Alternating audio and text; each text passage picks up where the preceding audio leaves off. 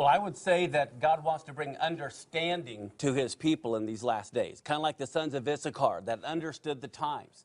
And I believe we need to know this. Genesis 1:14, God said he created the sun and the moon to send signals on the Moedim, on the feast days, like Passover, like tabernacles.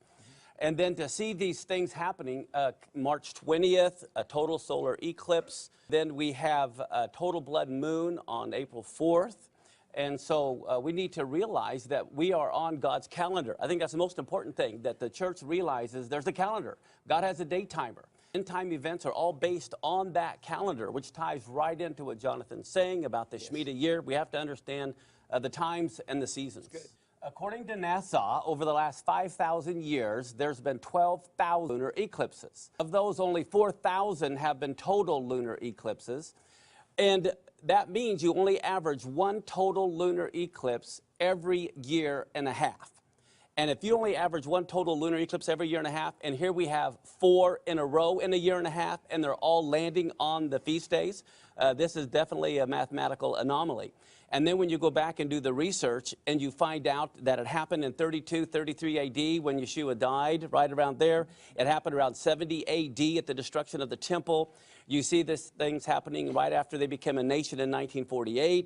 1967, they recaptured Jerusalem. Like you said, God uses patterns, and these are being seen all around the world. Jesus tells us to look for signs in the sun, moon, and stars. He told us. Yes. So he knew something would be evident in the sun and in the moon, asteroids, comets, whatever you want to call them. So that's why you're excited about this, isn't it? Well, I mean, Genesis 1:14, God said there will be signs in the suns and the moons. Luke 21:25, Jesus says, guess what, guys? There will be signs in the sun and the moon. Right. So I believe what Jesus says. In 1994, which was a Shemitah year, I don't know how many of you remember Shoemaker-Levy comet. Right. This was huge. It's a signs in the heaven. There were 21 fragments that pummeled Jupiter. Well, there's 7 Shemitah cycles. 7 times 3 is 21.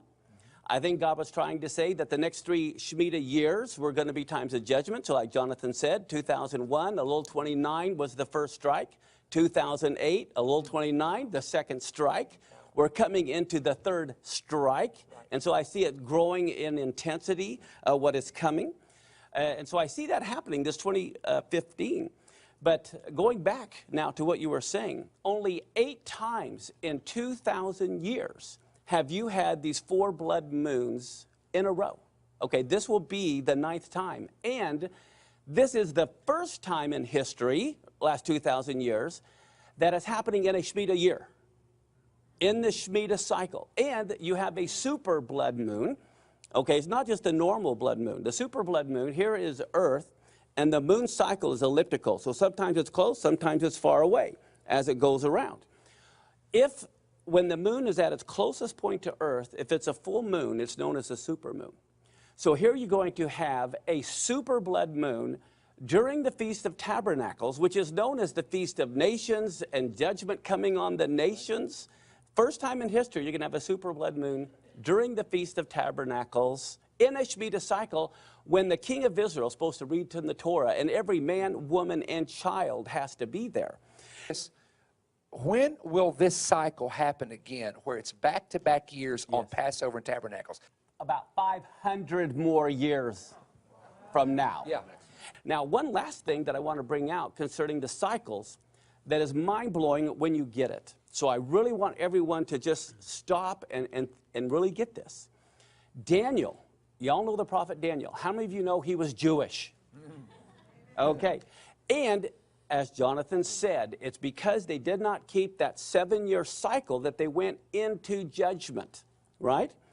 So if that's being the case, everyone prophetically knows there's supposed to be 1 week left, which is 7 years, or a 7-week cycle, which we call the tribulation.